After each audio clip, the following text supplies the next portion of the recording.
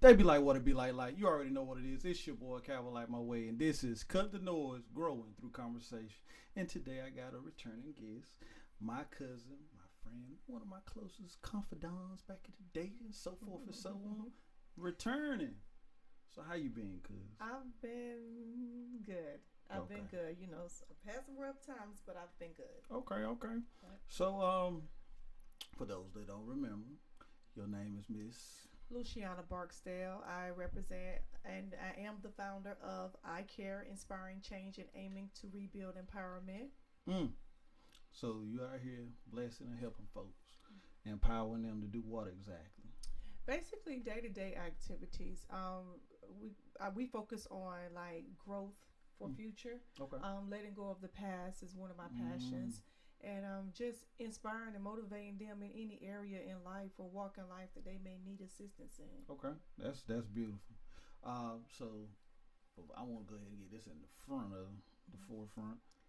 Any way that folks can contact you. Well, right now, everything I do is through my Facebook. Okay. Currently working on setting up a page, Mm-hmm. but those that need to can update or notify me. I'm trying to update Mm-hmm. my information, but via Facebook, Luciana Barksdale is Luciane Barksdale, Barksdale. And I will post that in the bottom. So when we last talked, my setup was a little different. Sound was a little but we back, and for those that don't remember the last one, didn't have a chance to hear it, you were going through time with your father, correct? Correct. Yep. So what was going on then, and what has preceded he went down that road? So basically, during that time, we was almost in the final stage of his cancer. Mm. My dad was diagnosed in 2016 of colorectal cancer, and when he found out, he was already in stage 4. Mm. It had spread it to his liver and his stomach at the time, so the doctors gave him 2 months to live. Mm. And that was in 2000 what? That was 2016. Okay. They gave him 2 months to live in 2016. 2 months after that, he had surgery to have an ileostomy bag placed. Mm-hmm. And with that surgery, it was a success. However, the doctor came out and then at that time and said he has 6 months to live. Okay. So during the time that I last talked to you, we were at 5.5 years Right. and of survivor. I'll say he was surviving cancer at that moment, Right. but Right. it was kind of still like a struggle for him. Mm-hmm. So basically, that was a little hardship at that time that I was going through when I first spoke to you. Right. Right. So today's dates, I recently lost my father. It's been a month now since we buried him. We buried him on the 22nd, which yesterday Mm-hmm. would have made a month Okay. of June. Right. And my dad, I won't say he lost his battle with cancer Mm-hmm. because um, he was a fighter, and I'll say he was a winner by default. And the reason why I say that is because he wasn't expected to live 2 months. 2 months. He lived 6 years. Ooh. So he didn't. Cancer didn't beat him. Right. He beat cancer because when the doctor said no, God said yes. That's right. And my dad was a fighter, so he fought. Right. We got in, and I always tell people we pretty much stepped in the ring together, and we fought together. And I promised him I wasn't gonna leave his side, and that's exactly what I did. My dad had very few hospital visits or stays, Right. but those hospital stays were no more than 2 to 3 days. Okay. Never went into the nursing home. I made sure that he was able to go in peace, and he went in peace in his own bedroom. Mm. So that was one of my goals for him, to make sure that he didn't have to suffer through the hospital stays and the Right. nursing home stays. Right. That's Mm-hmm. beautiful. That's beautiful. Um, uh, for those that don't know, I lost my daddy several years ago. But I can relate in the sense of that's your daddy. Right. That's your daddy. Right. I don't care what nobody ever said or thought about your dad. That's your daddy. That's right. And to be there, to be holding his hand, Mm-hmm. to be every step of the way, it's beautiful. It is. It's beautiful because it's not a loss of life in the sense of you don't have nothing to show for it. You got all those memories. That's right. You got all those lessons, Mm-hmm. you know, and you got those. Mm-hmm. They're in your heart, they're in your That's right. mind. You know, you got pictures and stuff too, but Right. it's those memories that live on. That's right. But since last month and dealing with the passing of your father, how have you been dealing with the situation? Um, Basically, I feel like as my father, I'm a very strong person, and I just feel like that I have dealt with it a little different Mm-hmm. than most people. And the reason being is because my father, other than my grandfather or our grandfather, Mm-hmm. my father was the closest thing that or being that has passed in my life in my Right. 47 years, and whenever he told me he had cancer, I then grieved. I cried from the Mm-hmm. belly up. You know what I'm Right. saying? That night I came home, I just basically sat on the edge of my bed and just cried. And it seemed like everything in me came out. Right.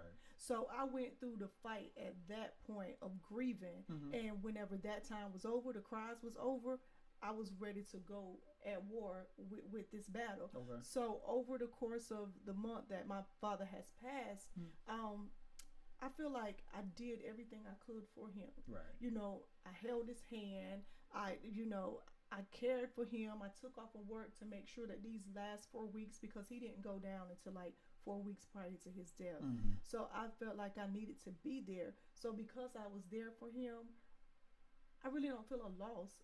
Oh. My dad is at peace. Right. You Right. know, Right. and I still go and I visit his grave. I clean off his grave. So those are the ways that I'm coping Mm-hmm. with his death, because I feel like me going and cleaning off his grave and visiting him there, I'm still caring for him. I'm Mm. caring for his home. Right. He's not here in body form, but his body is laying at rest, and I feel like me taking care of that home is Mm-hmm. a part of taking care of him. I got you. I So got that's how I pretty much have been dealing with it. I haven't had any breakdown periods where I cry. I do miss him, you. Yeah. no doubt. But I feel like being that I was there Right. took me over to this point. Mm. I got you. Uh, I guess there's gonna be a lot of back and forth. Yes, yes. Because when people talk about things that you have a commonality with, it makes you reflect and think about. Right. And when my dad passed, Mm-hmm. I remember at the funeral, like all my brothers and sisters was like bawling, Mm-hmm. and I was completely fine. I and it wasn't like, and I'm not saying this to like be arrogant or like, oh, I got it together. No, I got some cries out, Right. but those cries were, like you said, earlier on in the process. Mm-hmm. You know, and I came to a revelation that death is a part of life. And I swear my dad, he was always like, you gotta be good, you gotta learn this, you gotta learn that, because I ain't gonna always be here. Mm-hmm. I ain't gonna be here forever. Mm-hmm. And I'm like, man, this dude ain't never gonna Mm-hmm. die. Because I swear my daddy had been dying for about 10 years. Mm-hmm. But I know it was in high school. It was, oh, yeah, I got this or I got that. I done had this heart attack. I'm like, man, he ain't going nowhere. But by the time he really got bad off, Right. it was, I'm gonna say like 2 weeks before he had actually passed. I remember being in the hospital, and he was kind of out of his mind, Mm-hmm. like he wasn't there. And like a nurse came in, he grabbed the nurse by the arm, was like, "What you doing in here?" Mm-hmm. And I'm like, "Oh man!" So I grabbed my dad arm. I'm like, "Dad, calm down." He's like, "Who you?" Right. And at that point, I knew that it wouldn't be long, Right. because for me personally, with my dad, it was conversation. Mm-hmm. It was intellectual banter, going Mm-hmm. back and forth, or being philosophical in a sense, Mm-hmm. to where you get deep, Right. and Right. once his mental capacity had faded, Right. to me it was like he was already gone. Mm-hmm. You know what I mean? Mm-hmm. So by the time the funeral came, I was in joy because he was free. That's right. He was That's free right. from that bondage or that the aches, the pains, Right. not being himself, and not get that restored body. Right. Go to the spirit realm, and be at peace. But it hurt. It hurt. How would you say Christianity, religion, spirituality, however you want to put it, to each his own, has helped you get through this? Okay. So, spiritually in thinking, my father, before the spiritual process began, my father was not a big, church goer. He started going to church once he got cancer.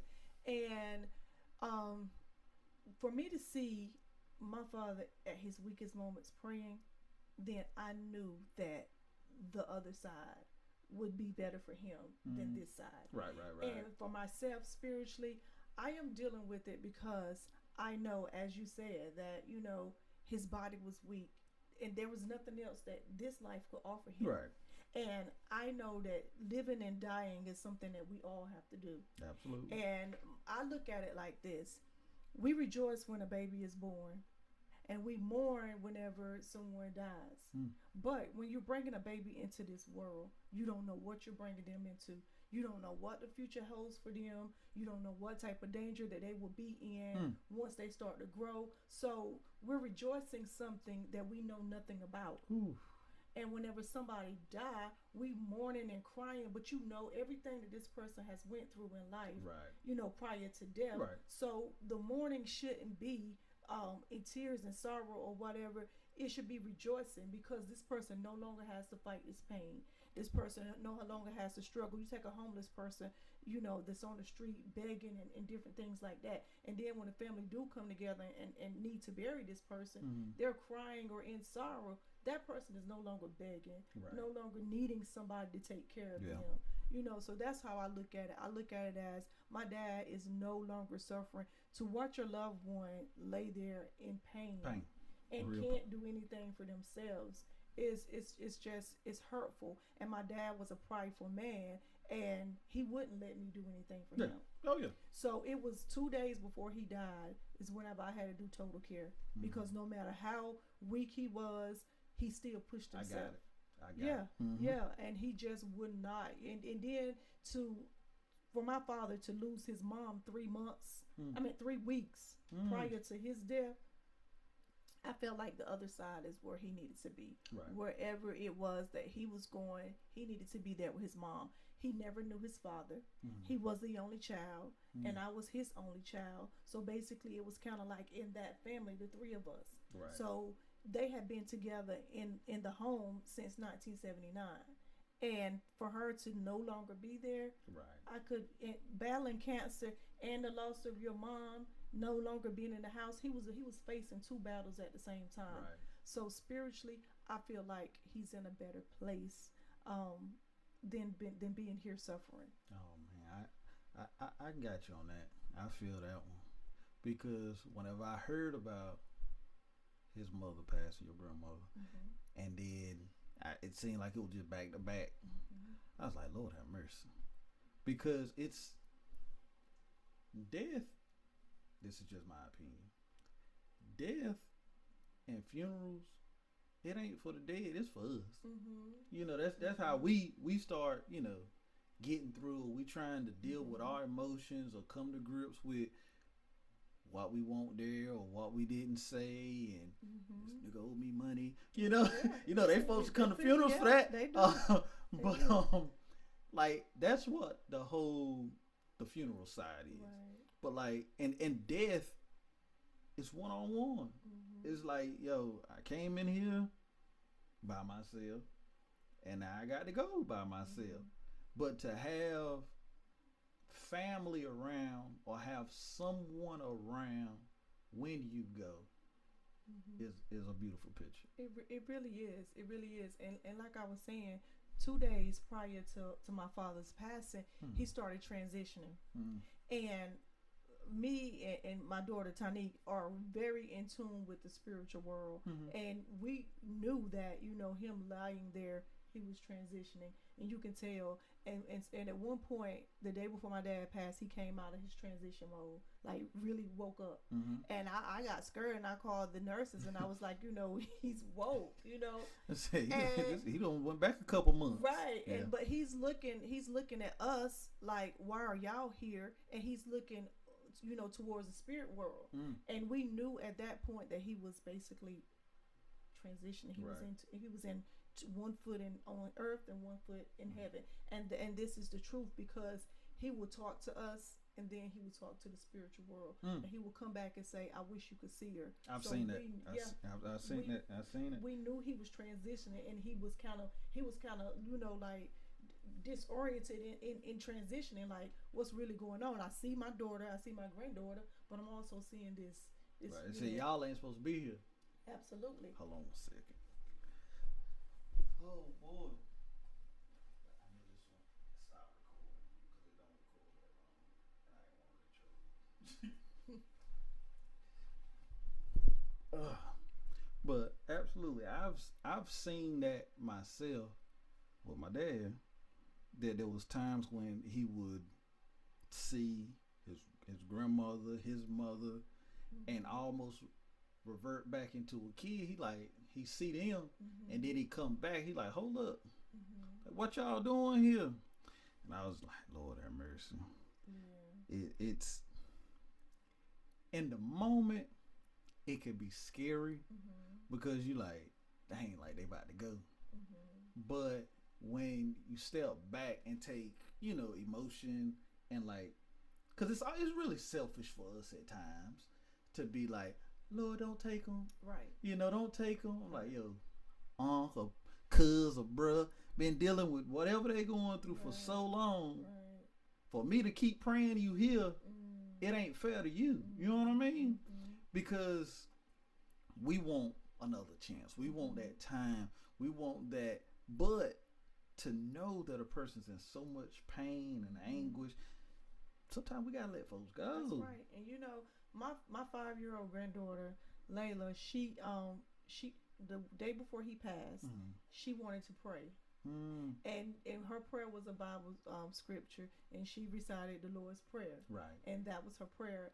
And whenever I brought her in to tell her that your granddaddy is gone, she broke down and started crying, and she was like, that's not what my prayer was for. And I had to explain it to her, baby, your prayer helped your granddaddy transition to heaven. Because I didn't want her to feel like that if she prayed for something. Like my prayer didn't work. Right. So I had to, coach her and let, make her believe, and which is the truth. Your prayer helped your granddaddy transition.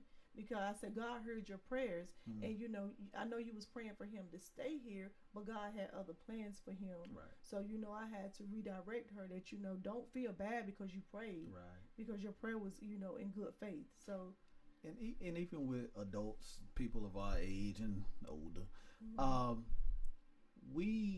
they don't even understand prayer in a sense, because even the Lord's Prayer, I think it's the Lord's Prayer, and it might be Psalms too. But we're praying for the Lord's will to be done. You know what I mean? And to take a grip on understanding His will is far different than ours. That's right.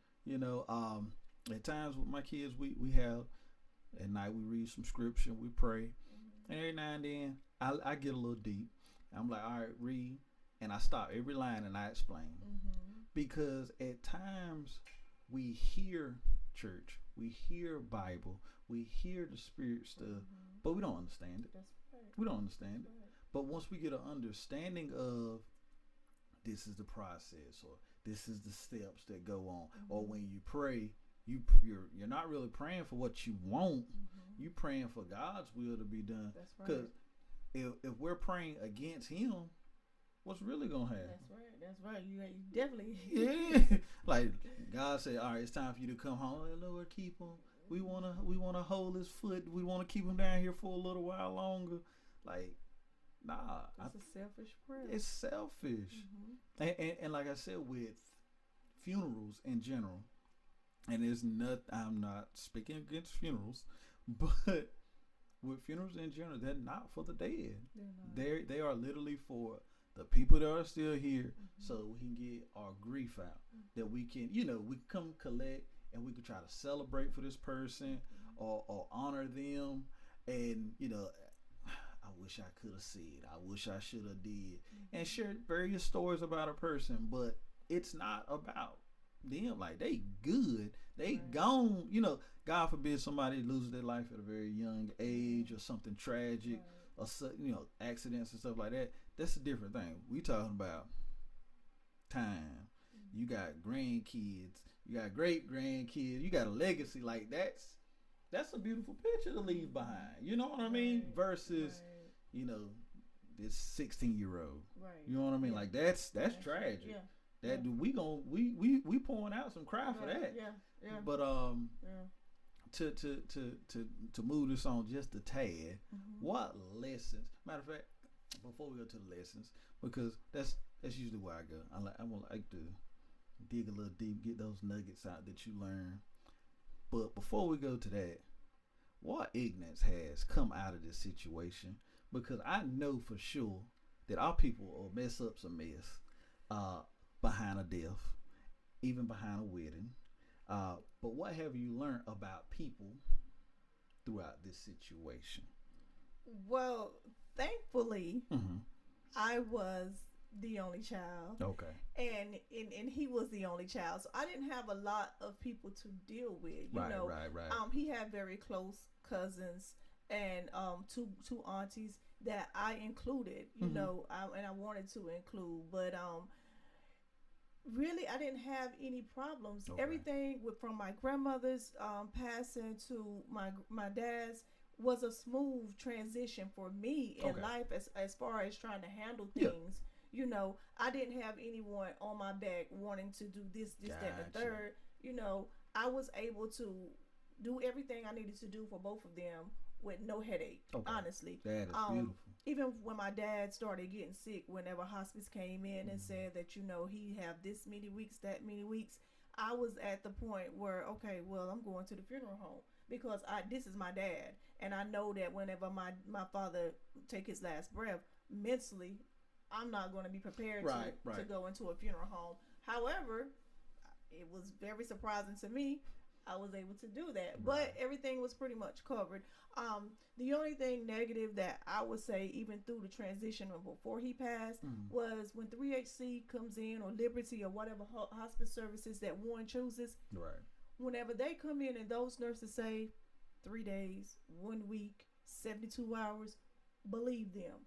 Because a lot of people was telling me something like, how do they know? These people have been doing this for a long time. One of the nurses that came to visit my father had pronounced 3,001 at that point. Woo! Individuals in her 16 years of nursing in hospice care, she had pronounced 3,001 individuals passed.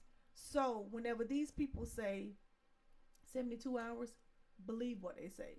I had an individual, one of my daughter friends, last week, the nurses was not telling them that, an hour or a week or whatever. They was telling, well, I've seen people come out of it at this point. The lady died like less than 4 days later. Be honest. I tell the hospice nurses, I know they know their job, but be honest. Don't take the feeling out of it. Yeah. Be honest, and whenever those nurses come to you and say a week or 72 hours or whatever, believe them. They can't give you an exact time because that's only God's timing. Right. But when things like your blood pressure start dropping, your body temperature gets cold, your toes start to turn a different color than the rest of your body. Yeah. Things like that are signs that it could be 72. Oof. So 72 hours or less. So believe them, and that was the only thing that I really suffered with the most, is because when people would say, how your father doing, and I would have to explain to them it's not looking good, and I would only tell those people that really meant a lot to him. Absolutely. But I dealt with that. That was one of the negative things that I dealt with, because they felt like that, you're believing what these nurses say, this, that, and the third.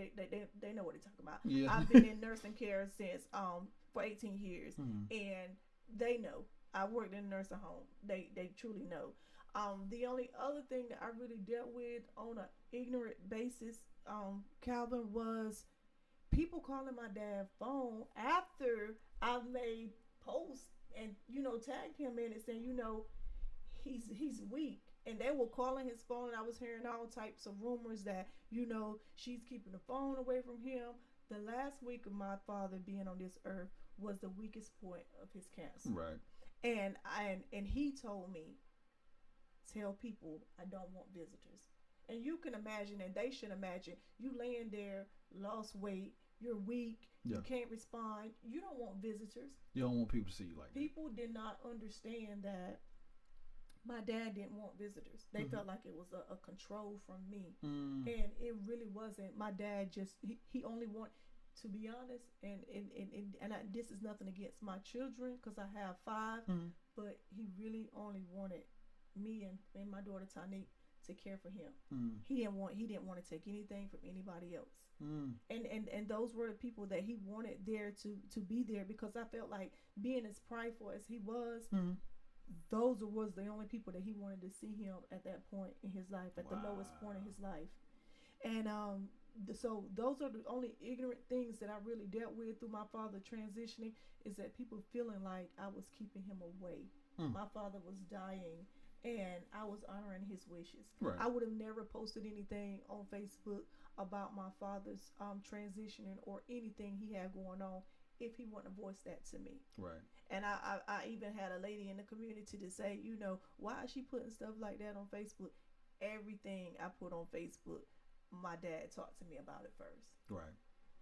And see, that's one thing I can say is, when you have a conversation and you know what you know, right, you don't give a damn what nobody else thinks. Right. Like that the idea that somebody else outside of that room could even have an opinion is disrespectful. You know what I mean? Like, you ain't in the room. You're not here. Right. You're not helping him or going through this. You're not helping anything. Right. You just talking. Right. Like, that's my pet peeve about people in general. When people are going through something, the best thing that you can do is to lend support. However they need it. Right. You know what I mean? Right. Hey, is there anything I can do for you? No, I'm good. Well, guess what? You got to fall back. Just fall back. If a person say they need, this, it might be a financial thing. It might be time. It might be getting the grass cut. That's however they want you to help. Right. They ain't asked for nothing else. Right. That ain't it. Right. Like that. That's what get me. But what lessons have you learned from watching your father, such a strong man, go through, fight, and overcome, and go way far past 2 months? My God, 6 years of living. What lessons have you learned? To be honest with you, I've started writing a book, and the title of the book is When God Say So, My Father's Testimony. And so basically what I learned through that process is I want to be able to teach individuals what I learned. And by saying that is, when you first find out you have a terminal illness, there's so many things that's going through your mind, but the last thing is, how am I going to make it? How am I going to live? And in my book, I'm teaching individuals from start to finish, basically how to take care of a loved one. And when my father first found out he had cancer, I went and I took FMLA from my job. Right. And I began to get his Social Security disability started, food assistance. And like I said, my father and his mother were so prideful, they never received any type of government assistance. So all of this was new to them. And so I took time from my job and from the start. So basically, knowing, when to get a letter from your doctor for disability, what the doctor needs to tell you or say on that letter in order for you to receive the funds that you need to receive, because some people go through disability trying to get funding for years before they actually begin to get a check. Right. My father had cancer that was basically killing him, and they thought it was going to kill him at a rapid pace.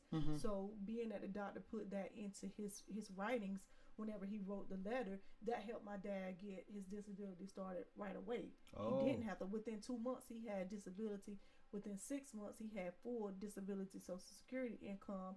And that was one thing that I want to teach others. You got to push for that.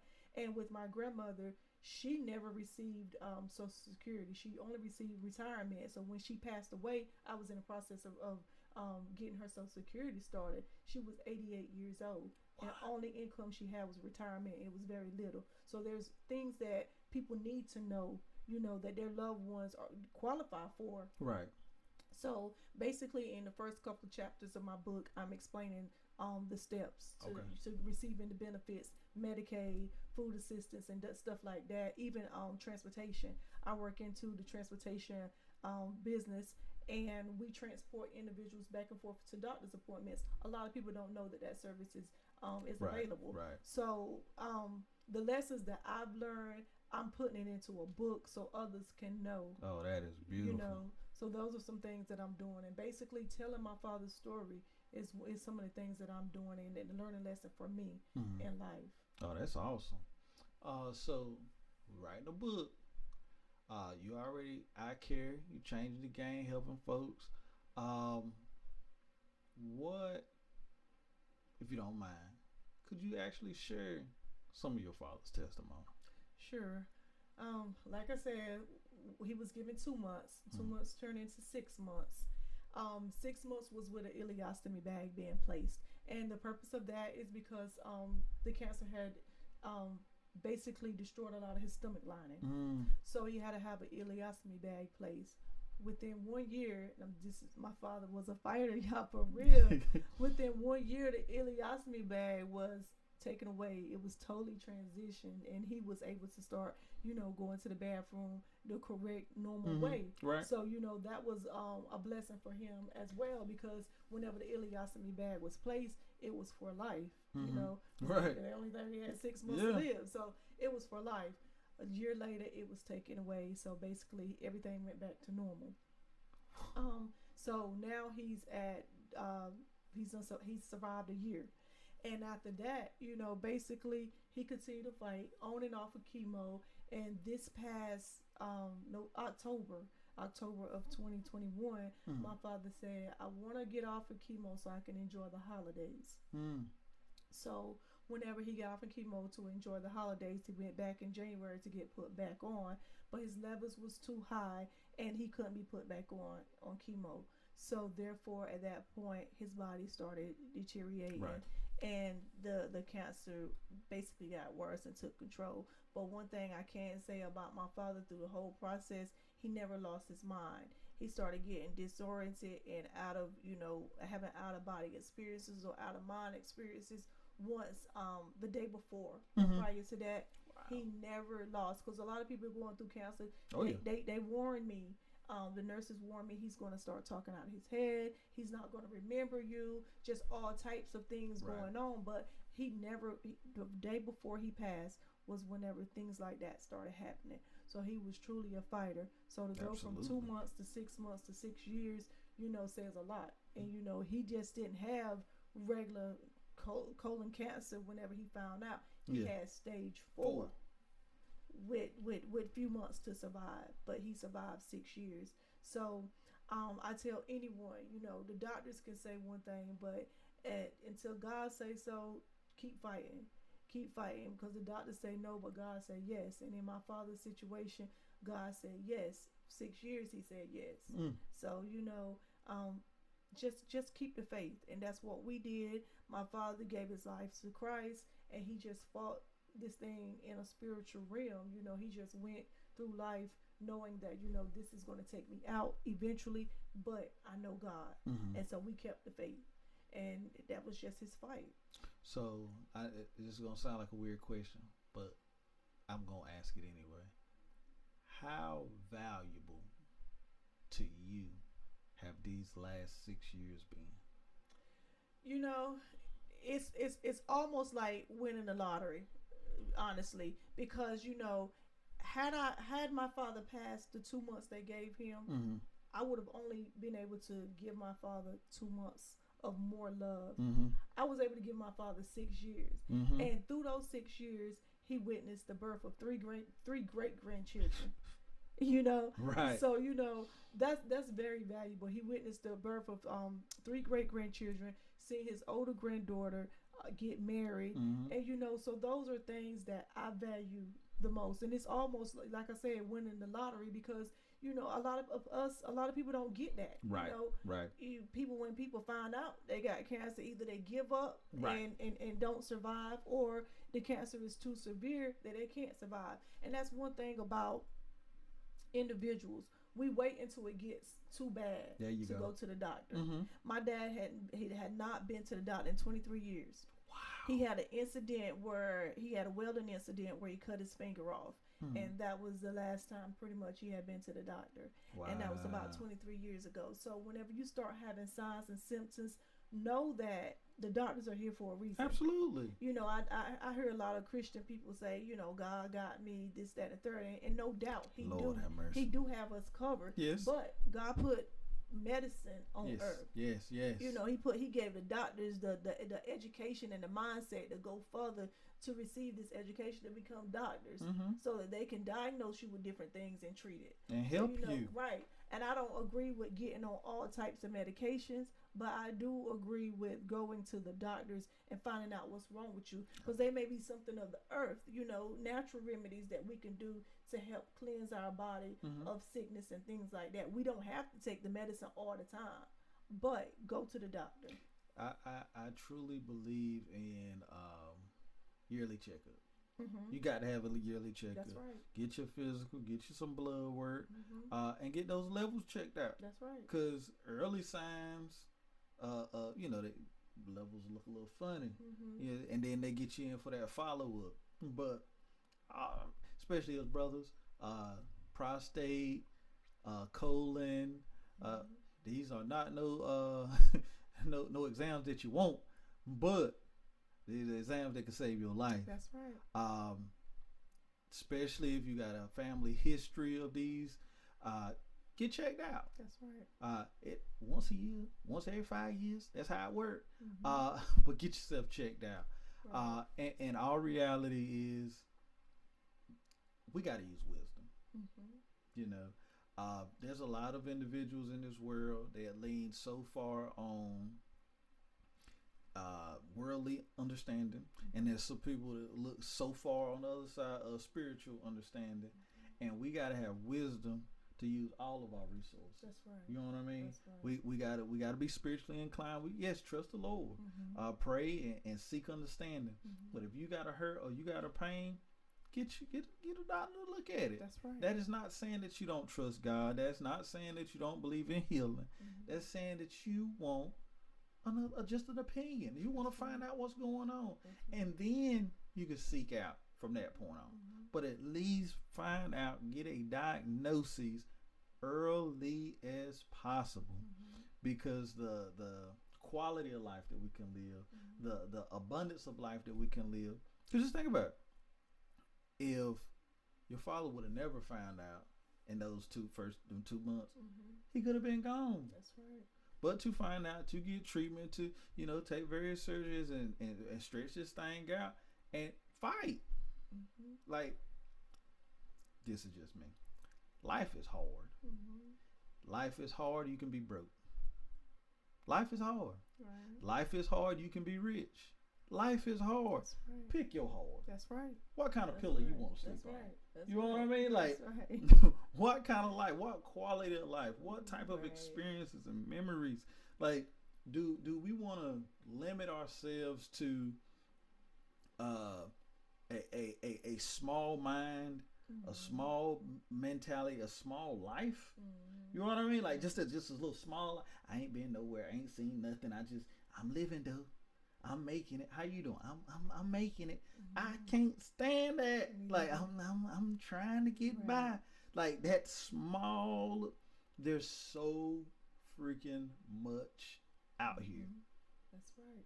that we have at our fingertips, but it's gonna take effort. That's right. It's gonna take a fight. Mm-hmm. It's gonna take a push. Mm-hmm. But we have to be willing to go. That's right. We got to be willing to push. Because like I said, when I asked you how valuable those 6 years, you can't put a price on it. You can't. You cannot. And like you said, there's so many things that he wouldn't have, witnessed if he would have left whenever the doctor said that he was going to go. So it's more than valuable. It's just like, you know, why me? Right. You know, Right. And that's why I feel like I need to tell my story or his story because somebody else may be going through this and don't realize that there is a chance. Just because the doctor say 2 months or whatever don't mean that you gotta solely believe in those 2 months. Fight, keep pushing. And I would have never thought that I would have this testimony because my dad's testimony is mine. But God gave me the strength to be there by his side. And the most precious moments between my father and I was not me being a little girl coming up and him calling me princess or this, that, and the third. The most precious moments was the week my dad was on his deathbed and he was like, hold my hand. Those were requests from him. Hold my hand. And 2 months before he passed, I took him to his last doctor's appointment and he was just like, I just need a hug. Things like that, hearing things like that from your father is more precious than anything. And and taking pictures and videos of him, me holding his hand, or him being in that moment that he wanted to be at one with me, his daughter, his only child. Basically, this is all I got. Right. I'm leaving her, but I know she's gonna be okay. Right. And that's what I felt like he was saying. I love it. And see, I might get a little spiritual. But one thing I believe, and it ain't particularly scripture, but is when we have kids, we have children, they have children, we don't never die. That's right. Like, you can go and look in the mirror and you can see your dad. You know what I mean? Like, you can look and you'll see your grandbabies walking and you can see your dad. Right. You know what I mean? Like, that DNA, genetics, like, you can see why he walk like that. You see, like, you know what I mean? Like, you to those moments where you can just pick up on daddy. Yeah, that's daddy right there. He's there. Look, that's granddaddy right there. You know what I mean? Like, just to see the beauty of life and say creation. You know what I mean? Like, when we have kids and now we get old and our kids what we was, and it's like, dang, I'm a baby, getting have babies. And then you look up now, grandbabies, it's like, Lord have mercy, y'all trying to make me old. like but to see it, like, you can look at your granddaughter and you can see you. You know what I mean? Like, that's a picture that they're never gone. That's right. You know what I mean? That's right. Not only in memories, not only in photos and so forth, but literally through genetics and DNA, you can literally see that. You see them. The mark is made on Earth. That's like, right. I might go off on a tangent. I just don't understand why some people don't want to have kids. Yeah. You know what I mean? Like, I'm speaking from a man perspective. Right. And you can give me yours too. But, like, from a man's perspective, like, your seed to have your lineage to move after you is like, wow. It's almost like farming. Yeah. Like, you plant a seed, you see a bean sprout, it start to grow. Now you got this little thing, and then it turned to a big old vine. Now you got beans. You know what I mean? Then little beans fall off, and now some more stuff growing. Like, it's like a picture of a family tree. That's how I visualize it. But, like, some people just ain't want kids, and it's like, to each his own.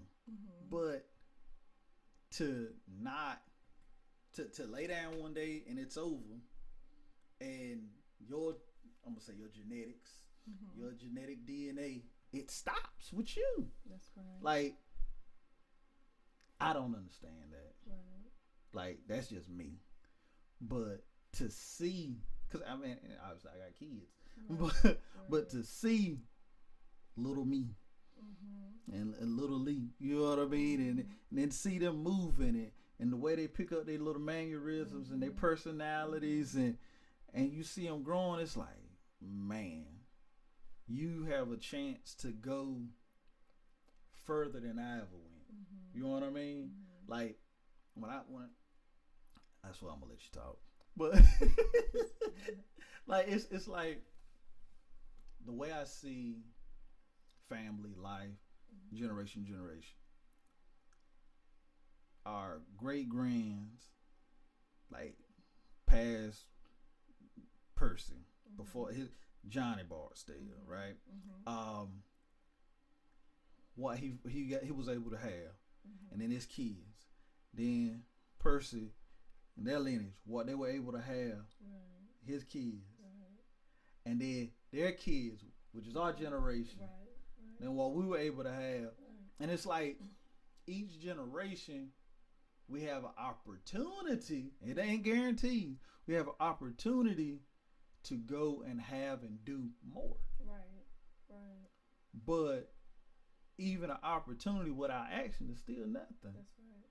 You know what I mean? That's right. So I look at like kids as an opportunity for your name or your legacy to go somewhere that you never could have took it. Right.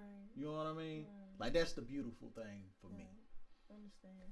But what's your opinion on that? I mean, I can understand, people, especially in like I feel like it's a selfish mentality that they don't want to have kids, but I can respect it. Yeah. Because if for some reason why they feel like they can't be a parent.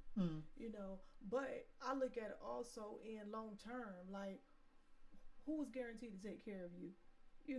Like I was my dad's only child, but if I wasn't there, he only had cousins. Like that's it. Right. So nobody will be guaranteed to take care of an individual. That's where the nursing home and rest home and stuff come through. But that's not a place where you should want to see your loved one. I mean, not all nursing homes are bad. Right. They ain't all good either. No, they ain't. And by me working in several nursing homes, in my last 18 years, it don't matter how the ratings are. You're going to get a bad aide or you're going to get a bad nurse. Every now and again. And you don't want that to fall on your loved one, your mama. You don't. And I would never, I wouldn't take it back. The fact that I had to, stay out of work for 4 weeks to make sure that my dad could stay home. I would never take that back. I would do it all over again if I had to. Right. Because that I felt like that's what I was here for. And one thing that irked my nerve, Calvin, was people would tell me, thank you for what you're doing for your father. And I'm like, right. Like, this is my daddy. Am I not supposed to? That was like, people were, coming to me, like, offering me praise or whatever. And I'm like, this is my duty. Right. This ain't just a man off the street. Right. This is my father. Right. And those things like that really, I sat back and the conversation was completely over at that point. I'm listening to you talk, but I really don't have anything else to say to you because it's kind of insulting for somebody to come to me and say, well, thank you for what you're doing. Or I'm like, who else is supposed to do it? Like, who did you think I was in my father's life that I'm not supposed to do this? So, that goes back to the question that you had asked before about ignorance. That is another thing that I experienced that was very ignorant to me. Like, wow. And then I did get someone say, well, some people don't.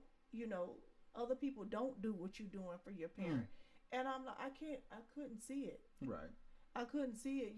Like, this is my dad. He needs me. Right. So yeah.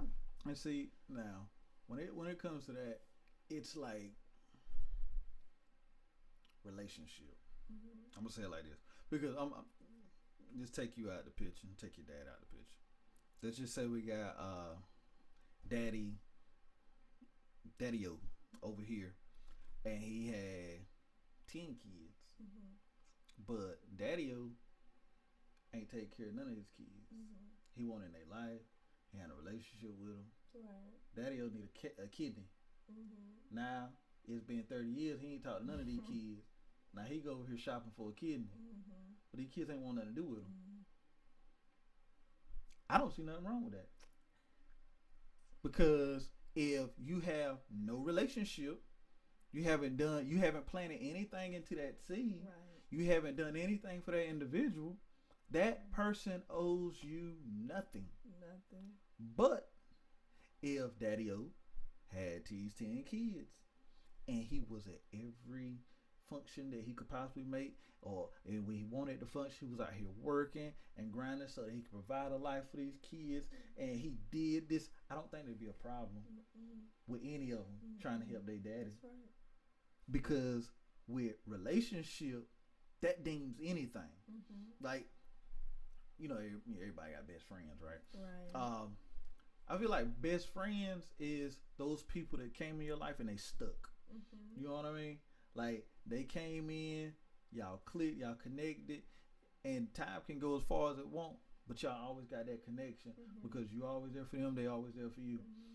A lot of times that quote unquote best friend will be closer than a brother or a sister because of that relationship. And those relationships only come with work, time, and effort. That's right. That's yeah. You know what I mean?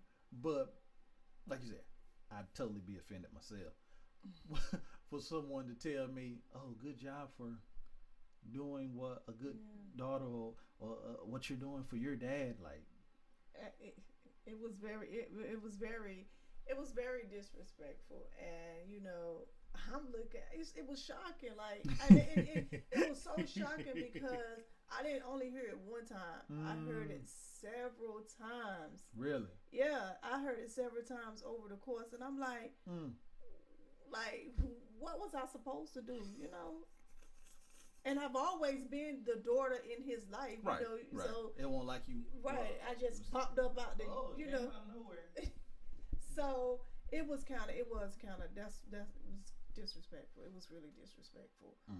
For someone to thank me for taking care of my father. Yeah. And maybe they meant it in a good way. Yeah. And it could have been. It could have been innocent. It could have been. You know how people say, "I'm sorry for your loss." Like, that's generic. Like, that's like people at the McDonald's window saying, "Thank you, have a nice day," or whatever. Like, it's just generic. You know what I mean? So I personally try not to say it. Whenever family member, whoever, how you doing? I'm just gonna talk to you regular. I already know what's going on. You know what's going on. Like, how you doing? Right. Are you okay? Right. You know what I mean? Right. And we can just go off on that. Right. That I'm sorry for you, condolences, or you know what I mean? Like, it's like a Facebook post. That's the bottom of most posts. You know what I mean? Versus a real connection, a real relationship, which is, in my opinion, what life is truly all about. Relationship. Right.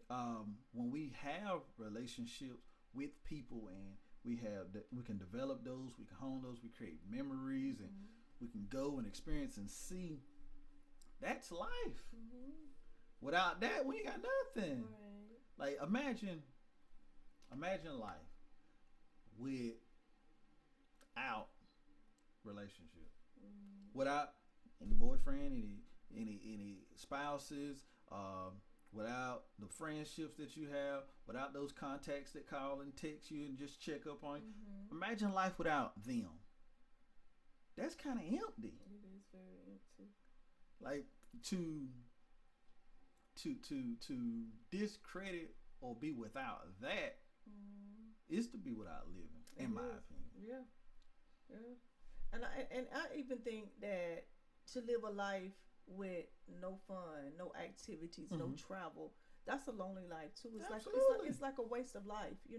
What have you done on earth now to say I've lived? Right. Other than live. How people say the date you were born and the date you die. That's just your entry and your exit. What matters is that dash. That's right. What happens in between? In between? Like, to live without really living is a travesty. It is. And I can't imagine like leaving this world, absolutely never stepping outside of North Carolina. Like it's that's a waste of life to me. Or I do you one better. There's people that haven't lived life without moving out of their city. Yeah, true. You know what I mean? True. You know, and this ain't to discredit anybody or to hurt Right, anyone or right. tear anybody down. We building over here, Mm-hmm. but there's many people that live in communities or societies where all they know is the few blocks. Mm-hmm. You know what I mean? All they know is their city, and it's all about what's going on here, Mm-hmm. and they have no idea what's going on in the outside world. Right. That's sad. That's sad. There's so much out here. There's so much opportunity. Everybody, oh, there ain't no good men. Oh, there ain't no good women. You might want to go somewhere else. Right. You might want to look Right. outside the Right. box, you know. Right. Oh my God, I can't find a good job. Guess what? You can't keep looking at the fast food spots. That's right. You know, like That's right. we have to broaden our horizon Mm-hmm. and like let's live. Right. Which moves right into live on purpose. So, living on purpose. For me personally, this is the concept. Cause everything gets spiritual, right? Mm-hmm. But but for me, living on purpose is I ain't even getting spiritual. I'm just being direct. Why? What's the purpose? Mm-hmm. Let's live on something. Right. Whatever that purpose is, whatever your calling, whatever your gift, whatever your desire is, Mm-hmm. let's wake up today, tomorrow, whenever you wake up, and live on a purpose. What Right. is the mission? Right. That to take control and take responsibility for Mm-hmm. life is so powerful. Mm-hmm. Me and my wife was talking earlier today about a family member that was talking about how folks been holding us down and doing this for many years and hurting this and that. And my wife's like, well, we ain't gotta be held down. We can still we can make a way. Mm-hmm. So yeah, but this and that, and I'm like, most people look for an outside source Mm-hmm. to point a finger at. Mm-hmm. It's your fault. Mm-hmm. It's their fault. Mm-hmm. Instead of taking personal responsibility, because what personal responsibility does, it doesn't say that this man or the white man or the brown man or the politicians didn't do whatever they did. Right. But by taking personal responsibility, you saying, well, what can I do to better Right. my situation? Right. You know what I mean? Right. Gotcha. And I feel like if we as a people take personal responsibility Mm-hmm. and live on purpose, we can achieve so much more. That's right. That's right. Like we can literally have and do whatever we want Mm-hmm. in the realm of things that are legal. Right. Niggas get kind of ignorant. You know what I mean? You start talking about the possibilities. Like, calm down, bro. But for real though, like we can do and we can have whatever, Right. but we got to be willing to do the work. That's right. Like I said earlier, life is gonna be hard. Right. There's gonna be difficulties. There's gonna be shortcomings. There's gonna be valley experiences. But you get to pick what kind of hard you live in. That's right. And a lot of people live on their own perception, self-perception. You feel like that everybody see you the way that you see yourself. Right. And they want to blame everybody else. Right. And nobody's even thinking that about you. Right. But because you're thinking about yourself, you feel like everybody else feel the same way. Right. And you're the one that's holding yourself back because you have put this little limit on the things that you can and can't do in life. And you start talking to people and asking them their goals or whatever, and they don't have any goals, or they always have setbacks from their past that's keeping them from going and doing things for their future. And it's like you keep repeating that same story to individuals all the time. I made a post this morning that if you stay in the same chapter of a book, it's going to get boring. Mm-hmm. Who is going to keep reading You go to chapter 2, you're repeating everything you said in chapter 1. Hold up. And then they like, okay, let me skip a couple of chapters, and now they at 7, and you still talking about chapter 1 or the introduction of the book. You know, nobody is going to continue to read that book, right? And that's how you push people out your life, because you keep talking about what I'm trying to do. You never attempt to do it. You always trying to do it, right? And therefore, individuals are going to stop talking to you. You're going to start losing friends. People are going to start pushing themselves out your life unless they are a follower and they following you because you know maybe one day you're going to get it. Maybe one day you're going to try something. And now you're holding 2 people back. Right. So, you know, you write your own book. You know, your chapters has to change. And with chapters changing, life change. And if you keep staying in that same chapter of your life, you'll never get ahead. That is so true. And on the flip side of that too, we can be the individual that's, let's say, making a difference, is striving for goals. But if you surround yourself with individuals that aren't, and people that are speaking negative into your life, or saying, yeah, I don't know if you can do that. You know, you remember back in the day when we were doing this? You remember back in the day when we were doing, like, if we always looking in our rearview mirror, we ain't gonna look at what's on the road. You know what I mean? Like, we can't have those backseat or passenger seat drivers that's telling us about everything behind us. That's right. We got to have some folks that's looking out for this mess in the front of us. You know, sometimes you got to let some folks go. You know, it ain't, you know, always easy, but either we got to let them go or they got to let us go. That's right. I mean, right. I ain't like that. You say God ain't a respecter of person. Nor am I.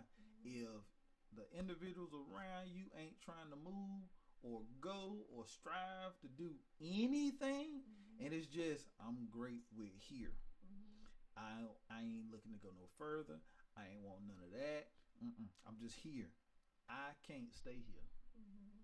I can't stay. I gotta continue to grow.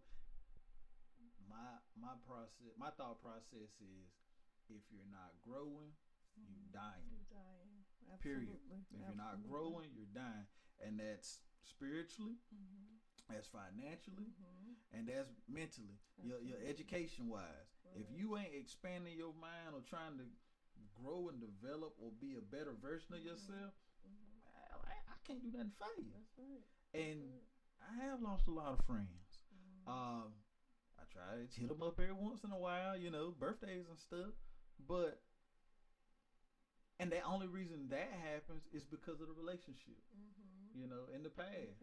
You know what I mean? I ain't gonna throw it in the trash, but if you can't grow with me, you can't go with me. That's right. Because I'm gonna say it like this. Okay, I know you with me, but I just gotta articulate it for my brothers and sisters. Let's just say you growing up, you living in an area where everybody around here made, say, $30,000 a year, right? Everybody doing fair. Everybody good because everybody making about the same. We straight. We right here together. And you get a promotion, bam. Now you making like 70. You making 70, more than double what everybody else around you. Right.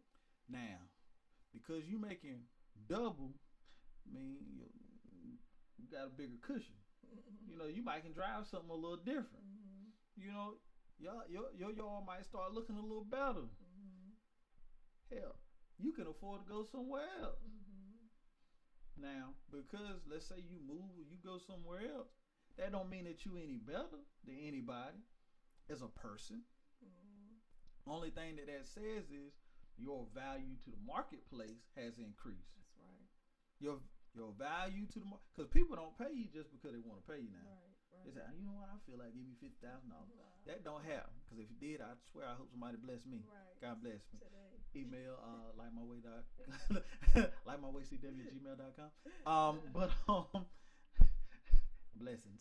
But in reality, it's because of your value. If you increase your value, let's say 2 times, you got to move up. That's right. You got to increase or push out some walls of your house. Things got to get a little bigger. Why? Because you earned it. it's not because you're better than anyone. It's because you've done the work. And if you do the work, you deserve to reap the benefits of your work. That's right. That's what I believe. And if I'm wrong, hey, Lord, forgive me. But I'm moving. That's what I'm going to do. And I say that because a lot of times we have, in our community, black community, this idea of, I call it hood mentality. Like it's all about here. It's about this street or it's about this city. Damn the street, damn the city. This is your life. It's about you. That's right. It's about you and the relationships that you nurture and grow. And guess what? If you do better, the people around you can do better. Right. You can tell them what you did. Right. You can write a book. You know what I mean? They can read the book. You can ask for some damn advice. Pick up the phone, call a brother. Right. And we can move up together. That's right. You know, because once your circle, your circle or the people around you develop and grow, we become stronger together. You know, a lot of the politicians like to put that out there every 4 years. Stronger together. They want your votes. Okay, they want your votes. But I'm gonna tell you this: if somebody wants your vote or wants you to be stronger together, you got to get something out of that deal too. Just like a relationship. You can't be married to a man or a woman and, hey, you the one giving all the giving. Right. You doing all the work and they ain't giving out nothing. Right? If we together, we got to be together. Right. So if I'm carrying my load, you got to at least help me. Help me strengthen my leg. Right. Push my shoulders up. Like in the Bible where Moses was holding up his arm and they would, every time he hold his arms up with the staff, all the warriors, the Israel's winning. They winning. They beating the brakes off the enemy.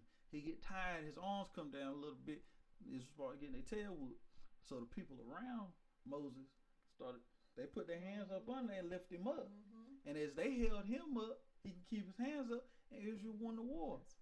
That's an illustration of having a tight knit circle. You know what I mean? We gotta make sure that the folks around us, those relationships, are helping push us up, and that we are helping push up the people around us. That's right. Because one thing I know, because I know you an encourager like myself, people will suck you dry. They will.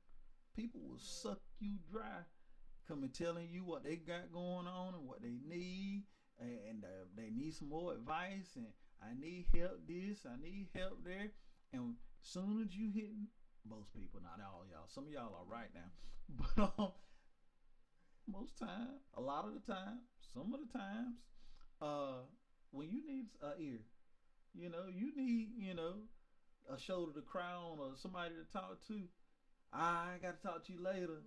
I'll hit you right back. Them calls will never come back. Right. You know what I mean?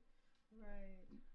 Or they have war stories, and I understand war stories. I understand whenever you're talking to someone, it's good for them to have went through what you're going through at some point. However, hear that person out instead of interrupting them with your story, because your story is not what they need to hear today. You know what I'm saying? Right. And I get that a lot with myself. I'm calling and trying to talk to somebody or whatever, and then they were like, yeah, cause you remember whenever my father died, and I'm like, I need for somebody to hear about what I'm going through now that my father died. I've heard you are the person I'm confiding in, because so I've heard your story. I've heard your story a lot, and that's just some things that whenever that's kind of draining. Whenever you're talking to somebody and they always got one better, you know what I'm saying? I got you on that. Those one better people are like, okay, so I'm like, oh, are you gonna listen to me or are you not? Because so my little mess don't matter, huh? At this point, I'm ready to hang up the phone and say, okay, I'm gonna have to deal with it the way I can deal with it, or call somebody else that I can confide in, because that it really gets me down whenever I'm trying to talk to somebody about myself, because I feel like I'm always trying to be there for everybody else. Absolutely. So whenever I need somebody, it's like, okay, yeah, I'm here, but listen to this first. I don't want to hear that. Not right now. Right. Not right now. I made the call. Right. This is my crisis call. I'm in crisis. I need you to listen to me. Right. Let me get this out. Right. And now, with that too, I feel like it's in relationship. Going back to relationship, some people don't understand that sometimes we just gotta listen. I'm gonna go from the man perspective, right? A lot of time, my wife, she come home, she tell me about her day. I don't give a damn. Okay, I don't care about these people at the job. I don't care about what they going through. I don't care. But I have learned. Okay. I have learned that it's for her. Right. She telling me all this stuff, and sometimes she vents. Sometimes she, and I have learned that it's not about me interjecting or giving advice until she asks. That's right. Until she asks. A lot of times with relationships, if people are accustomed to problem solvers, that's what I call it. That's kind of what we are. We're problem solvers. They think that that's all you want. They want that you want a problem solver. Sometimes you gotta hit people in the conversation right at the jump. Hey, cuz, I'm going through right now. I really just need you to listen. Okay. I just need you to listen. Because when we give that caveat at the beginning, you set that person or you take that pressure off that person. Because they're like, oh man, like shoot. If Lucy needs some advice, I got to give her something good, cause she hooked me up. So I gotta hit her with something. You know what I mean? So you gotta, cause I got a couple folks I talk to, my brothers. I hit them up. I'm like, hey bro, I just need you to hear me out. Or like I tell them to hear me out. I go through my whole spiel. I'm like, bro, what you think? Cause I know I might be wrong. You know what I mean? But with relationship, you kind of gotta give that. I give it up. I try to give it up front. I just need you to listen, or I need some advice. Because they two different things. Sometimes I don't need you to say nothing. I just need to get it off. Because if you talk to someone long enough and they listen with no interruption, you solved your own problem. You have talked your way through your whole situation. Just having somebody to talk to. You absolutely right. And for us, it's cheap therapy. That's really what it is. You getting somebody to hear you out, and they be that sounding board, and maybe they ask you a question or two. And by the time you done, it's yeah, I think I should do this or that and that. Yeah, that might be all right. Because I have changed up my little flow. Because I let people talk, and I'm like, bro, do you want the truth, or you want me to make you feel better? Because if you want the truth, I can get it to you. If you want to feel, okay, everything's going to be all right. All right, get off my phone. You know? Because the truth don't always feel good. That's right. And you saying that, it made me think about, I went to the chiropractor, and he asked me, do you want to feel better or get better, or do you want surgery? And he said, if you want surgery, then I'm the wrong person for you to be coming to. You need to go talk to a surgeon. I'm here to correct the problem with helping you through. I'm not here to cut on you. I'm here to, recondition your body, basically. So, that made me think about that. I was like, well, I don't want the surgery. What you want? If surgery is going to help me feel better, he was like, that ain't what I asked you. So I'm like, okay, have at it. I want you to make me feel better, recondition my body. Right. Because that's one thing about life. We always want the easy way out. If if the operation is going to get me healed quicker, hook me up. Cut it. But if I got to go through 12 to 18 months of physical therapy, then I don't know if that's gonna help me. I want to be healed now. $60 a pop. Oh, I've been there. Right. I've been there. But that's the thing with life in general. All our problems. We can talk weight loss. We can talk mental health. We can talk relationship. Ain't none of that crap happen overnight. Ain't none of it happen overnight. It all took time to get there. It all got time to get to that point. That's right. And it's going to take time to get it back right. We're going to have to be reconditioned. We're going to have to unlearn and relearn some things. But with life, hey, everybody always hit folks with this life is short. Life is short. You only live once, yada yada yada. That's true for some people. For some people, right. It's true for some people. But for the majority of us, your ass gonna be around here for a while. You might want to get it together. That's right. You know what I mean? You're gonna be around for a while. Let's go ahead and get it together. I feel like if you got a hope, goal, or dream, or you got a vision, right? You got time. That's right. Everybody's, oh my God, I'm 30 years old, I'm 40 years old. I don't know if I can pick up the piano. Guess what? If you started playing the piano at 40 years old and you played for a decade, you'd be pretty good. At 50, you'd be pretty good. Why not? If that's what you want, if that's your passion, if you want to get out here and start working out, guess what? 5 years gonna pass by real quick. You can do whatever. You can create. You want to start a business. You want to, whatever it is. You want to lose weight. Want to be great. You just want to be a better version of you. Time is going to pass anyway. That's right. Regardless. So you're looking at it 12 years later, and I had this idea, and that's one thing that messes me up about Facebook memories. Yeah, well, now you're looking at your Facebook post 10 years ago, and right, I said I was gonna do this, and where you at? Facebook come back, it's petty. It come back on you like, yeah, nigga, you said you gonna do this. Right. Where you at today? Oh shoot! You supposed to open this. You was striving to open this business in 2016 though. You were passionate about this. Right. You were gonna do this, but a lot of times we get in our own way. We get in our, or we allow those negative folks in our circle that ain't lifting our arms up. You know what I mean? And they the ones pulling our arms down, saying, "No, shit, you don't need to do that. Don't worry about that. Let's go over here and do what we normally do. No, let's dare to be different. Yeah, that's right. Let's dare to be different. Let's push and I ain't gonna say try. Let's make our kids and grandkids proud. Right. Let's do that by doing something different today. Right. If that's a book, if it's a program, if it's a mission, whatever that purpose or that burning desire is, let's do it. Right. Because there is somebody that's gonna be that might be listening, that's going through something that you went through. That's right. You know what I mean? And they need to hear that. They need those resources, and they need to know, hey, it's possible. Right. But if we quiet, we not sharing, we not giving, they'll never know. And they might be in a worse starting point than you were.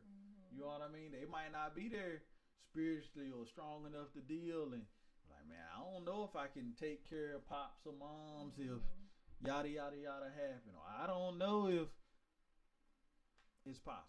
Right, it's possible. It's possible. It's all in how you carry yourself, all in what you know, and I truly feel like it's how you love a person.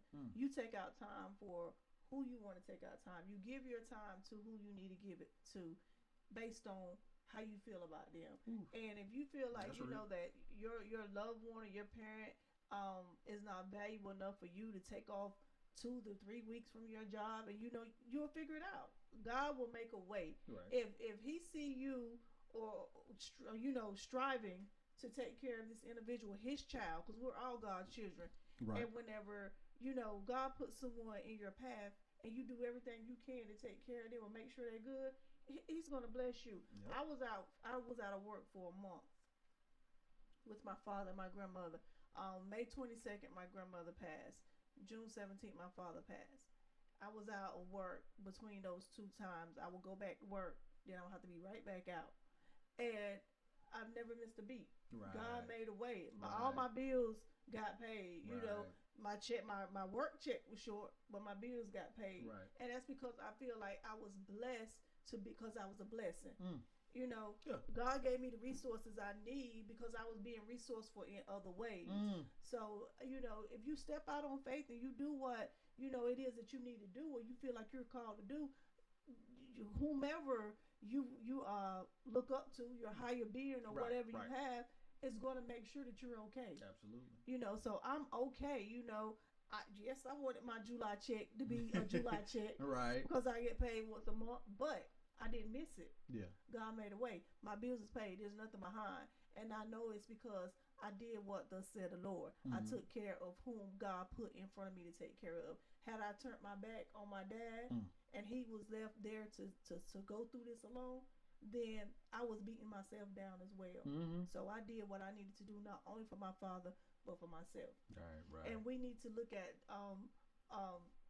things in life when we see people like you and I. Mm-hmm. You know, individuals say, well, they out there giving off positive vibes, and then they're over here arguing this person. We're still humans. Oh yeah. And if somebody cross our path, Oh yeah. you know, or especially our What's children, that? I mess around, girl, whole of you. I will. That's right. But that don't have nothing to do with me trying to mentor somebody. Right. And these are, you know, these are changes or these are challenges that we go through in our life, so we can mentor people. Absolutely. Had I not been through some of the stuff that I've talked about with individuals, Mm-hmm. I wouldn't even know where to go at to talk to them about it. Yeah. You know, so I do get into character, not out of character, because oh yeah, it's whenever, still it's character. I've just laid it down for but yeah, I get into character when it comes to myself or my children. So you know, that's one thing that's these 6 years that I've been dealing with this life coaching thing. I've heard people say that, oh, she was over there the other day arguing or saying this, that, the third. If somebody crosses with me or one of my children, right, I am going to address it. Oh, yeah. But that doesn't take away from who I am or what I represent. That's right. Now, what I believe is we are all dual beings. What I mean by that is, you know, the yin yang sign, like the black with the white circle, and then it's like half, and then it's the black circle. That's how we are. We're dual beings. We got a good side, we got a not so good side. You call it bad. You call it feisty. Red hair for some reason, you know. But there's some heat there. We all do. Right. Even Jesus. Right. Jesus was the Lamb of God, but he's also the Lion of Judah. So I'm saying this. I ain't a killer, but don't push me. But in reality, we are all living this life experience, and we are all moving through and learning. And there are times when things happen, and things happen. Now, it doesn't say that, you know, I might have been justified in my verbal banter, but if it happened, it happened. I never. It's just me. I'm just talking. Right. I ain't saying you, baby. I'm just saying me. If I said it, I'm probably sure I meant it when it came out my mouth. But I will apologize later on if I feel apology is necessary. You know what I mean? Because the I don't say the majority. Some folks take kindness for weakness. Really? And they feel that an individual that's striving, they got something to lose. You know what I mean? He got something to lose. He ain't gonna say nothing. Right. I can talk to him any kind of way. That's where you messed up. That's right. Lord knows my daddy, he wouldn't have never stood for anything like that. And he raised me. And if I got something to say, I'm gonna say it. And my cousin, she the same way. And when it comes to life coaching in general, I've seen Coach K. I seen him on the sideline going off because the players weren't doing what they were supposed to do. And I've seen parents go off whenever things won't go in things won't go in the way they were supposed to go. Right. And with life, we're all being coached. We're being coached by our circumstances. We're being taught lessons from our bad behaviors because we got to deal with, you know, the repercussions of whatever actions we took. Right. And we're learning. But don't take people's kindness for weakness, because you just might find out that lamb is also a lion. That's right. Now, I say that to say this. You better not try her. Because she got 5 that'll go hard for her. I'm telling you. They 5 that go hard for her now. Y'all, you better not do that. And I know there's one in particular. She the sweetest one. Ronna, good God. You better not mess with that one, boy. But I'm telling you what God loves. That's right. You better leave her alone. But no, I say all that in fun, but also there's some truth in there too now. But in all reality, we have to give people grace. That's right. I say that. We got to give folks grace because we are all living this experience and we're growing towards something. If this person, everybody's individuals, have something they're going towards, that goal or that vision. And when brothers or sisters around you are striving, encourage them. Right. Push them up. Hold their arms up. Praise them. I've had family members and cousins say, oh man, I remember you were posting videos daily and encouragement, man. They was such a blessing. I'm like, bro, you ain't never liked my joint. You ain't never share my joint, cuz. You know what I mean? Man, you got me through a tough spot. I'm like, God dang, I had like 4 views on that video. You one up? Right. Like, but support the folks around you. Right. Because people like us that pour out, a lot of times they don't get poured back into. Right. And that encouragement, that motivation, that even criticism, constructively, right? It's a blessing. We appreciate it. Just realize that we are humans, and we deserve grace, just like folks look for grace. Is there anything?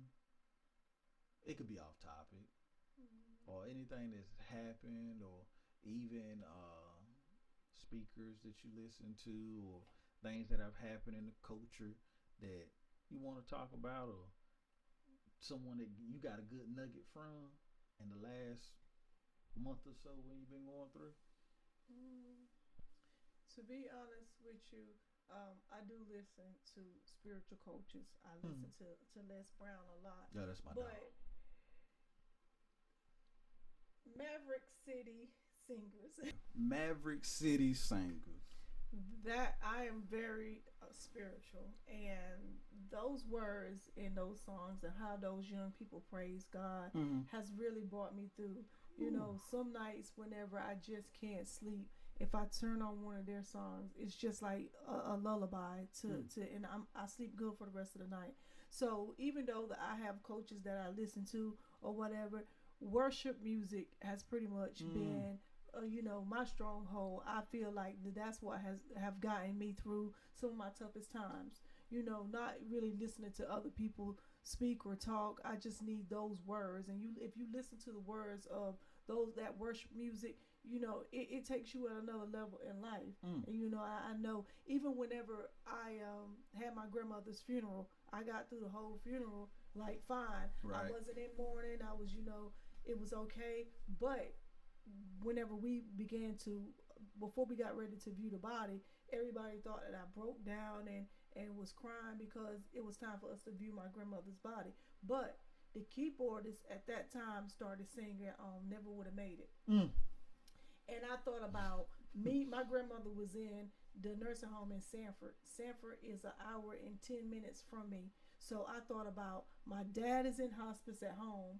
My grandmother is in hospice in Sanford, an hour and 10 minutes away. And I'm working from 6 a.m. to 3 a.m., checking on him on my lunch break at 10 a.m., and then getting off at 3 p.m. sometimes and going to Sanford to try to make sure she's good to come back and also take care of my father. Right. And at that moment, I realized that there has to be a God, because I couldn't have done it without him. Right. And so I went into full praise and worship at my grandmother's service, not because I was mourning her death, and I do miss her too, but because I know God was on my side. Right. And at that point, I was in the mindset that I could do anything in life. You know, I could do anything when it comes to my father care. He lived 3 more weeks after that, but I just felt like that I don't care about my job. I don't care about anything that's going on around me. I can do this. Yeah. And God got me. Right. So that's what took me through these last 8 to 6 weeks is praise and worship. I love that. I love that.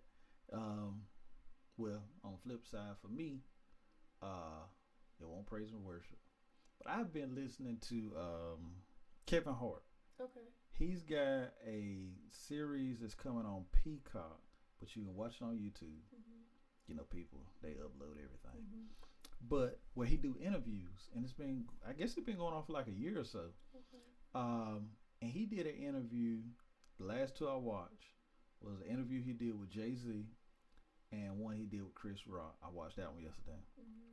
And I'm telling you, to hear the one with Jay-Z, to hear the development, the growth that these two men have been on as they're going through their story, talking about how Kevin Hart illustrated like we've all tried to work to get inside this one room, right? And get into this one room of success. And once we all get in there, we find out that there's another room. But most of the people in the room don't realize that there's another room we can go into. But that's where the Jay-Z's and the Kevin Harts have gone into this other room of success to where they're taking ownership. They're creating, they're getting on the executive side. They're building not just like comedy shows, but like corporations. You know what I mean? Like Jay-Z, a hip hop billionaire. Like to hear him articulate and talk, you can hear where he came from, but you hear his even the way he articulates himself is different because he's in a different place. You know what I mean? And this is a brother that he started rapping late. You really think about it. As far as like when he blew up, he was older in age, and even now he's up in age and he still can get it. But he's so much more than just a rapper. You know what I mean? It's like those boxes people put us in. We've put people in boxes too, and a lot of people look at Kevin Hart, oh, he's just a comedian. Like, nah, he's more than that. Oh, he's just an actor. Nah, he's more than that. He's he more than that too. Like, but to looking at them and listening, you more than that. I'm more than that. It's just opportunity meets action. You know what I mean? Everybody, faith without works is dead. But that also means faith with work is life. You know what I mean? It's opportunity. It's life with some action. So my recommendation, the Kevin Hart interview, Heart to Heart with Jay-Z, and the one where he had with Chris Rock, they were talking about relationship, like their relationship. They were making jokes about how both of them got divorced, and it's crazy. But like how these brothers encourage one another. You know what I mean? Like Kevin Hart was talking about how when he was coming up in the comedy scene, how Chris Rock came up to him, was like, I want to say like one of the Shaq shows or something where like all the comedians were together, and he's like, man, you gotta stop doing these shows. He's like, what you mean? He's like, you better than this. It's like, cause it's like dog eat dog. Everybody trying to compete with each other. It's like, but your comedy is different. It's more intimate. You telling stories about your family and developing your relationship. It's like you got to be more intimate with your crowd. Like it's different. And it's like from having a conversation like that with Kevin Hart from let's say like 98 to see where Kevin Hart is now. Like that's mind blowing.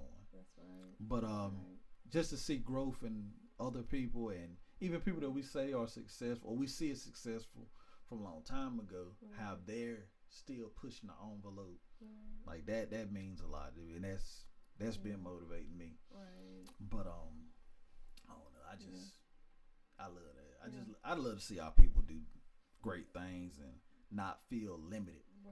Right. And documentaries are good. And I have watched like a lot of documentaries, like the Muhammad Ali, just the different like the older people that was striving to do better in the times that we probably couldn't even recognize. Right. People say our generation and say, well, I couldn't have been a slave because I would have did this, and that. You wouldn't have had the mentality that you have now if you was a slave back then. So I encourage anybody, just pull up, even like I think it's Vlad TV or something like that. I watch some of their stuff, and it's good. But if you find some good documentaries, it'll push you to do different things in your life, because you'll be like, I can do this. If they did this and they was going through this in the 50s and 60s and they're here now, or they made it this far, then why we can't do it? Right. What's holding us back? Right. They had everything against them in the 50s and 60s and made it. So what's your excuse? Right. What's your excuse? Right. There's no excuse. We have none. So that being said, I want to try to bring this to a close, but I also want to say thank you, because I know it ain't no short drive to come to my place. It ain't no short drive, and I know it takes time out, but I really did want to get you on because I know the importance and the value that you put in your father's testimony, and I wanted to give you a chance to share that even more so. But I also want to get a chance to sit down with you, and I appreciate you. Also, for all of you guys, follow, like, subscribe, follow my cuz. All the links will be on the bottom, the comment sections, in the description. Get connected. Reach out, learn, ask questions. Life coach extraordinaire. And really, just build relationships. Continue to grow, develop, even with the people in your life. Honor and love all your folks. That's right. Because one day you might be on your sick bed and you're going to want somebody there with you. That's right. So honor your folks, honor your family, honor your loved ones. And parents, love them. Parents, love your kids. That's right. That's right. And let's keep pushing together. Because you got anything? I think you pretty much covered it. We're good. Well, till next time, lights out. Chill.